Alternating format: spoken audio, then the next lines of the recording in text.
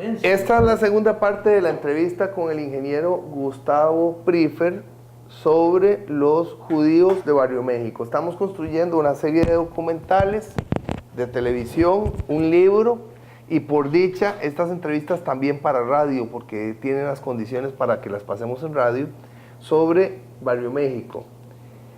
Yo creo que la educación pública hizo la democracia costarricense y que lo mejor del país se dio cuando todos éramos compañeros en la escuela. El hijo del rico era compañero de pupitre de la hija de la empleada doméstica de su casa. Ese sentimiento, ese sentido generaba una cohesión que ahora el país no tiene. Pero, don Gustavo, usted la vivió en la Escuela República de Argentina y en el liceo, en ambas instituciones dentro de Barrio México. Estaba hablándonos primero de la niña Flori Torres, sí, que también fue la maestra de Luis Guillermo Solís. Fue, sí, unos 12, 14, no sé, 15 años después. Pero fue la Guillermo maestra. estuvo en la escuela. No, ya ella no ella estaba. pasó, ella nos dejó a nosotros en cuarto grado y yo pasé con la niña Delia Cruz. Que también tengo la dicha que todavía está viva, que es una señora de 90 y pico de años, pero que está igual viva y lúcida totalmente. Pero la parte interesante es que logré llegar a invitarla, la llevé a mi casa, a la niña Flori, y nos recordamos de algo súper interesante, porque ella agarró a mamá, como mamá, o sea, yo nací aquí en medio de todo, mi mamá no tenía idioma, no hablaba español, entonces hablaba mal español, pronunciaba mal el español. Entonces ella le dijo, vea señora, en la casa no hable español con Gustavo, hable en yiddish, pues yo hablaba los dos idiomas, hable en yiddish porque si no él nunca va a aprender a pronunciar bien español. Entonces yo le voy a enseñar español. Entonces en la clase yo llegaba y decía mal una palabra porque mi mamá la decía mal o mi papá la decía mal. Entonces, oiga como yo hablo, no oiga a sus mamás, oiga como yo hablo y así es como usted va a aprender. Y váyase en las clases de religión, que yo no entraba a las clases de religión, váyase a la biblioteca. Ahí está la niña Cari, yo no sé si vos la niña Cari, subdirectora. Era la subdirectora. Y entonces usted todos los días léase, todas las veces que pueda, léase otro libro y palabra que no entienda, me dice a mí o busque un diccionario. Entonces yo me acostumbré a andar con un diccionario debajo del hombro que lo compré de segunda mano en el Erial, ¿te acuerdas? Sí. Y existe el Erial todavía. Lo que no entendía, buscaba la palabra y así aprendí español. Es más, así escribí el libro de mi familia que vos lo leíste. Pero esa democracia que existía en las clases, en donde no había castas, no había clases sociales, esa la daba la educación pública. Así es. Era una educación de calidad. ¿Y a quiénes, bueno, recuerda a la niña Delia de Cruz? Delia de Cruz. Y a la niña Flori Torres. ¿Quiénes eran compañeros suyos? Que recuerden. Bueno, tenía hoy en día son ingenieros también, Ricardo Corrales. Era ese ingeniero civil. Estaba conmigo otro que es ingeniero mecánico, Siles. No sé si te acuerdas. Claro que sí, los Siles. Estaban ahí. Estaba Morales, Gregorio Morales, o sea, era una cantidad. De Goyo Morales, hablamos de Goyo Morales, el que jugó baloncesto, el hijo de Goyo Morales, el que fue entrenador del barrio. Sí. Había muchos futbolistas, es más, el único que no jugaba nada era yo, que siempre era gordo y tieso. Pero ahí estaban todos los Hernández, que eran vecinos míos, y desde Guillermo Hernández. Y que jugaron un montón de hermanos, sí. Todos los hermanos, todos eran futbolistas. Los hermanos de la esposa de Mancito. Exactamente. hermano de la esposa. Mi mejor amigo, que era el mejor portero que tuvo Saprissa, que era Juan Gutiérrez. Juan Gutiérrez.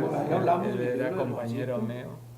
Es más, la forma de jugar fútbol era que yo era el entrenador de él, yo le tiraba para que él se estirara, pues yo no servía. ¿Te acordás que además jugaba béisbol muy bien también, Juancito? Sí, pero era, o sea, fue yo creo el mejor portero que ha tenido Costa ¿Y en el Rica. colegio quiénes recuerdan? ¿Profesores, compañeros? Los profesores de colegio míos fueron magníficos. Desgraciadamente ya muchos fallecieron y fallecieron muy jóvenes, los dos hermanos Altamirano. Carlos Luis Altamirano. Carlos Luis y William, que los dos fueron profesores míos, fueron fantásticos. La profesora de castellano, que no me acuerdo el nombre, pero era apellido Rojas. Soto de Rojas. Soto de Rojas era. Ella tenía mucha paciencia con mi español también, porque, o sea, pasar de un idioma a otro siempre era un problema. Sin embargo, usted habla español perfecto porque usted creció aquí. Pero, Gustavo, ¿y en Roma era profesora tuya de inglés o cuál era la profesora de inglés o era No, era doña Ligia Ligia Alpiza. Alpiza. Y el profesor de música es muy importante. Lo comparten en la ustedes dos. escuela, ¿En la escuela? En la escuela, don Delio Y Villalta. Don Delio Villalta. en el colegio. En el colegio era mi segunda madre, Qué cosa. que era la gorda, le llamábamos. Sí. Sí, ya fuimos Con ahí. mucho cariño. Sí, Decíamos la gorda. Selmira Segreda. La gorda Selmira. Sí, ella era una segunda madre y como yo era tan malo para música también, pero era bueno en matemáticas y en física, entonces hacíamos un negocio. Entonces ella me ponía un 90 en la nota de música, pero yo me iba en esas 2 horas de música a ayudarle a mis compañeros de matemáticas y de física, que eran las dos, matemáticas, física y química, Qué era bonito, el fuerte mío.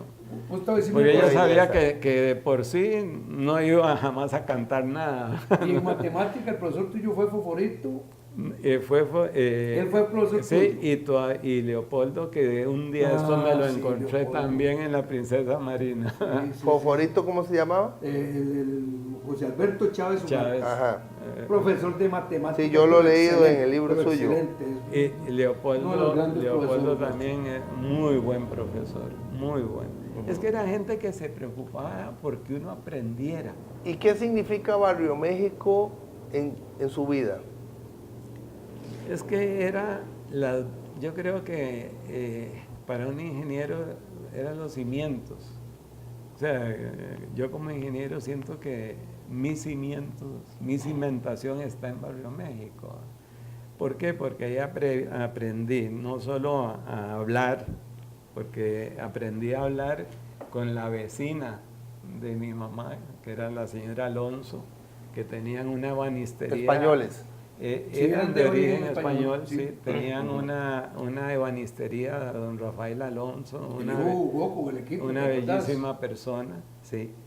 Y doña Esther, que era yo le decía mamá Esther, ella me enseñaba a hablar, me enseñó a caminar. Mi mamá a veces me dejaba con ella todo el día porque ya los hijos de ella eran muy grandes. Y entonces ella me quería muchísimo hasta que murió, nos dolió muchísimo. Camilo, y Gustavo, la familia de él vivió al puro frente de una de las directoras más queridas de la Escuela Luisita. República Argentina. De la niña Luisa. La niña Luisita González. Y a la par de una verdurería que no es la misma Luisa González, que también vivió ahí. No es la misma. De Arras del Suelo. Esa es No, otra. esa es otra, pero las dos vivieron en Barrio México. Las dos vivieron en el barrio. Sí, la diferencia es que a ella le dicen Luisita. La niña Luisita. Así se Sí. conocía como La la niña niña Luisita. Hemos estado frente a la casa de ella. Claro, ahí vivía. Ahí te enseñé la casa de Gustavo. Que exactamente. La casa donde vivió Gustavo. Ella. Y la verdurería De Obando. de don Ricardo Bando, que era de visita obligada de todo el barrio. Todo el barrio llegaba a esa verdulería Eran de los Ricardo. helados de a 5 centavos. Sí. Sí. Pero, Los cimientos, me encanta eso. Pero, los cimientos. Sí. Pero además de eso, Gustavo tenía ahí una amistad a la par de la casa que a nosotros nos daba miedo llegar ahí. Ahí daba miedo, esa casa era un temor que nos daba. ¿Quién era? ¿Verdad? Es que había una señora ahí que vivía sola. Vivía sola, era una señora. Y como que Era como brava. Sí, nosotros le teníamos cierto temor. ¿Cómo se llamaba? Le teníamos cierto temor. Era vecina mía, exactamente, pero yo creo que si se saludó con nosotros 2 veces en toda la vida era mucho. Era como una señora muy retraída y tenía toda la casa sembrada con unas flores que se cerraban en el día y se cerraban en la noche. Entonces a los chiquillos nos decían que era veneno, que no las tocáramos. No sé qué eran las benditas flores blancas, esas nunca supe, pero la niña Luisita, lo que yo hacía era que la esperaba a que saliera a las 7 de la mañana, entonces yo me iba caminando con ella para la escuela, todos los días. Y ella siempre decía que ella rezaba, era lo único que yo nunca entendí. Ella rezaba todos los días porque era muy católica. Muy católica. Iba siempre, Padre Ariel la quería muchísimo. Sí. Entonces, que ellos rezaban por mi alma porque estaba condenada a los infiernos por ser judío. Entonces, yo, bueno, fíjate vos, ¿no? Si los judíos y los cristianos tenemos todos esos libros primeros, tenemos todas las raíces, los cimientos. Usted hablaba de los cimientos. Sí, pero yo no le entendía. Entonces, una vez le pregunté a mi papá, ¿por qué ella tiene que rezar por mí? Dice, es que te quiere demasiado. Te quiere mucho. Dice, no es que crea eso. Dice, esas son teorías tontas que la gente se pasa de uno a otro, condenado a los infiernos por haber matado a Cristo. Imagínense yo en 2000. Bueno, eso me llama la atención, ¿verdad? Porque los cristianos creemos en Jesús y Jesús es judío. Nació, creció y murió. Murió como judío. La última cena de Jesús es una cena. Es la cena de Pesaj, Sí, es la Pascua. Exactamente, es la Pascua judía. Sí. Pero quería hacerle esa última pregunta, porque lo que creo... Las últimas palabras de Jesús en la cruz, sí, que la gente no entiende, es un salmo, es uno de los salmos más famosos, creo que es el Salmo 22 o 122, el que dice, Señor, ¿por qué me has abandonado? Él hasta ese momento siguió siendo judío. Yo sé que hay judíos que, por ejemplo, se sienten ofendidos en Semana Santa por ese tipo de discursos antisemitas, pero yo creo que ustedes no eran discriminados en Barrio México. No. Jamás. Es más, no hemos hablado de los Mombeliski, porque le decía ahora a Gustavo. Mombeliski. Los Mombeliski. Son Había dos un médicos. hermano de ellos, Luis, que era un personaje pintoresco muy querido en Barrio México. Y cuando hablé con los hermanos que íbamos a escribir el libro, me dice, cuidado, te olvidas de las tenis de Luis. Porque Luis parecía que él no le gustaba que le pusieran zapatos corrientes, él solo quería tenis. Porque él sufría de un retardo, nació sí, con un problema de retardo, sí. Pero era de un corazón o sea, yo nunca he visto una persona con un corazón tan noble. Y de las cosas que... Te regalaban los radios a veces, te regalaban No, pero no solo eso. Mis papás tenían la tienda a la par de la de ellos. Y Luis llegaba todos los días a saludar a papá y a mamá. Pero era como un ritual. Llegaba todos los días, entonces mamá siempre hacía galletas. Tome, Luisito, llévese una galletita. Entonces, pero todos los días llegaba. Y de esas cosas raras de la vida, en unas... papá se fue, no sé, por 2 días o por 3 días, se fueron fuera de Costa Rica y cerraron la tienda porque nunca se cerraba. Y ya yo era ingeniero y tenía mi oficina cerca del correo, y cuando veo que Luis va corriendo detrás mío, Gustavo, y ya paro, ¿qué pasó con su papá? ¿Qué pasó con su papá? La tienda está cerrada. Le digo, no, Luisito, andan de paseo, se fueron de viaje, no me acuerdo por qué habían salido. Ay, qué susto, creí que se murió, dice, creí que se murió. Así era la nobleza de ese muchacho. Te voy a contar una anécdota de Luis que es interesantísima. Probablemente Lila o la mamá, cada vez porque a él le gustaba ir al cine, iba al Colón. llegaba y se sentaba en la primera fila del Colón. Y en el cine Colón, a la par estaba la sudita de Tista. De Tista. Ahí vendía las cariocas y las empanadas que vendía Tista. Y en algún momento algo estaba pasando en la sudita de Tista, que comenzó a salir humo. Y Luis se dio cuenta que estaba saliendo humo allá adelante en el cine donde él estaba sentado. Entonces se levantó, se fue hasta atrás. Y cuando ya estaba atrás, él dice, se está quemando el cine. Y salió todo el mundo en carrera, pero ya él había subido y dijo, yo salgo aquí el primero. ¿Ah? Pero huevos, es una anécdota interesante que yo dentro del libro la cuento. Me encanta lo de los cimientos, me quedé con esa idea. Porque entonces, vaya usted donde vaya, le pasa al doctor Solano, en los cimientos está Barrio México. Está ahí con ustedes. Está con nosotros. Con nosotros, los que hemos nacido y somos de Barrio México. Lo tenemos, de eso te das cuenta, Camilo, cada vez que hablas con la gente del barrio. Vos has estado con un montón de gente del barrio, sí, y eso es lo que te dice. Bueno, el barrio es el lugar más bello, es lo más lindo que tenemos. Y siempre estamos con la añoranza de volver al barrio. De alguna manera estamos queriendo estar ahí, queriendo volver a encontrarse con los amigos, a encontrarse con la escuela, a encontrarse con el colegio. Esas son cosas interesantísimas y que son muy importantes. Esos primeros años suyos en Barrio México, ¿qué siente usted cuando va a Barrio México, cuando pasa por ahí? Bueno, durante años,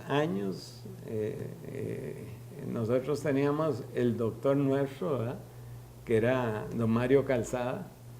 Incluso yo casado, ya con hijos y todo, si tenía que ponerme una inyección, era don Mario Calzada. Iba uno donde don Mario. ¿Don Mario o Enrique? No, don Mario y Enrique, estaban los dos, ¿verdad? Pero Enrique era como él.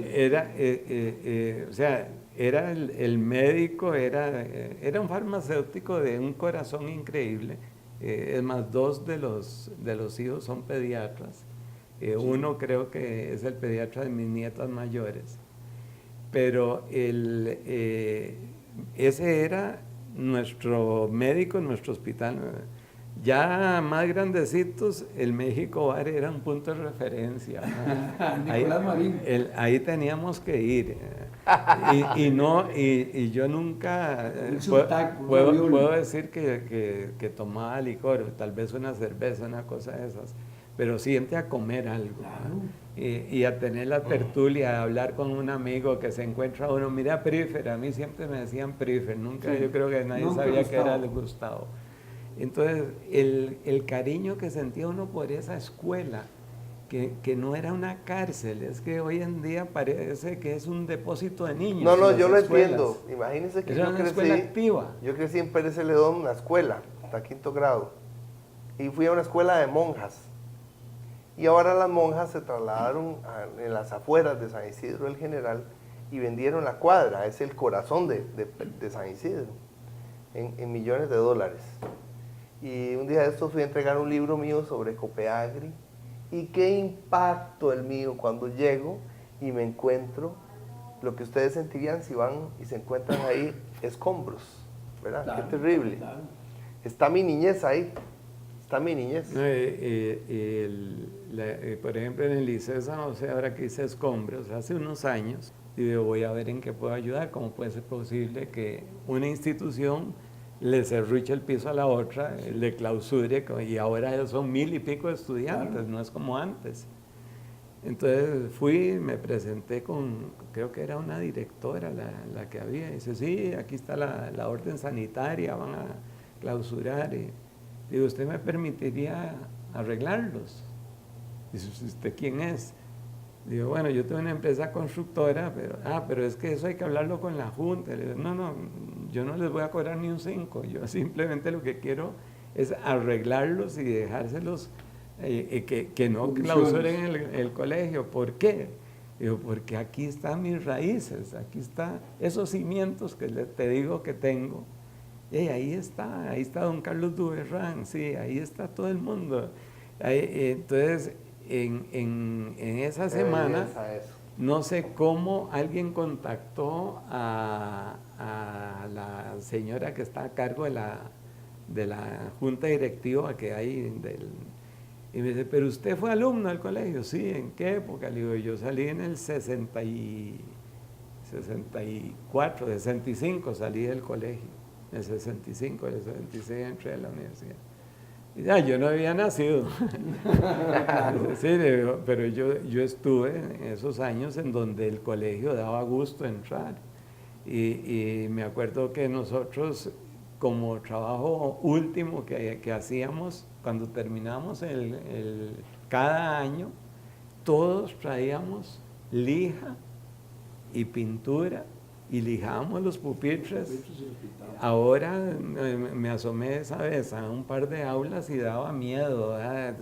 Un puñales como le pasan y cuánta cosa hay. Pero era parte de la educación.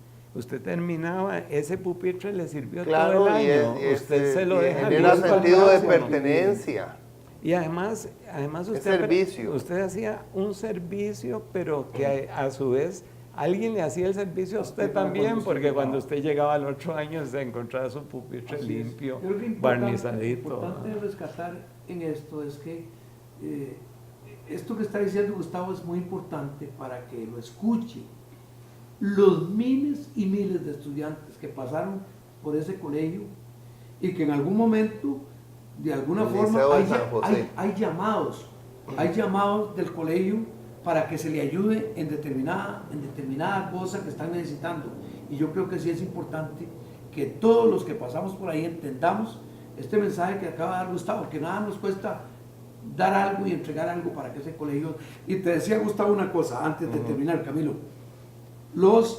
Aquel bulevar que nosotros que a vos te llamó la atención, ese bulevar era una preciosidad. Cuando se construyó el colegio, le decía Camilo al presidente de la Junta, a Blanco, a Manuel Blanco, de que eso era, cuando se planeó ese colegio, se planeó de una forma tal que oxigenara a los estudiantes, no era un recinto cerrado ahí.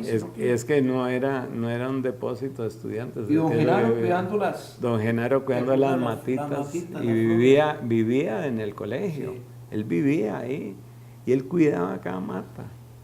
Muchísimas gracias por la entrevista, ingeniero mucho gusto, Gustavo Priefer. Muchas gracias. Gracias a usted también por acompañarnos y al doctor Solano, que es el otro güey en esta yunta, en esta locura de rescatar la historia oral, la historia viva de Barrio México.